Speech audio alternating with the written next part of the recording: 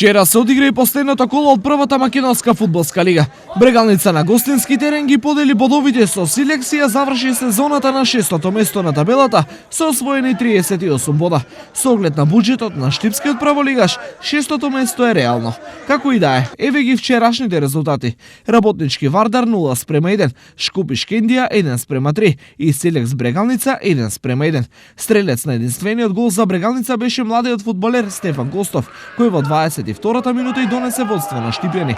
Но во 68-та минута Пановски ги постави конечните 1:1.